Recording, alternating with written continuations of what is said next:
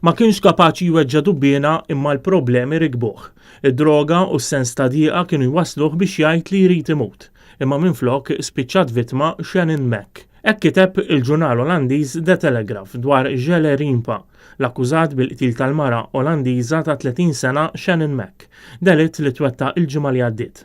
Il-ġurnal jikteb kif ir-relazzjoni bejn iż-żewġ persuni kienet ilha li waslet fit-tmiema imma Shannon baqgħet tħossha fid-dmir li tieħu ħsieb lil ġelle. Imma fi kliem wieħed minn sħab l-akkużat bil-qtil, Shannon ma kienx hemm x'tista' tagħmel iżjed u l-ħsibijiet dwar il-mewt li kellu għalih Imma issa sarrafhom fil-qtil ta' Shannon. Nies li tkellmu mal-ġurnal Olandiż qalu li bħala karattru ġele f'Malta ma kienx xi wieħed li attirak, għal kuntrarju tal-vittma Shannon, deskritta bħala bniedma li tieħu gost magħha. Min-naħa l-oħra ħbieb ta' ġele fl-Olanda kienu jiftakruh bħala żagħżugħ ferrieħi.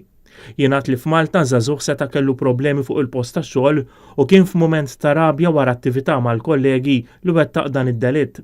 The Telegraph jgħid li kien waqt cocktail ta' droga, alkoħol u rabja li ġerer Imma ikkommetta dan id-delitt. L-artiklu jgħid li jekk jinstab ħati ġerer Imma jista' jeħel ammont kbir ta' snin ta' ħabs. Jgħid kif il-kundizzjonijiet fil-ħabs ta' Kordin f'Malta mhumiex mill-isbaħ u min jidħol f'dan il-post jista' jiltaqa' ma' droga u jitgħallem iwettaq reati orribli.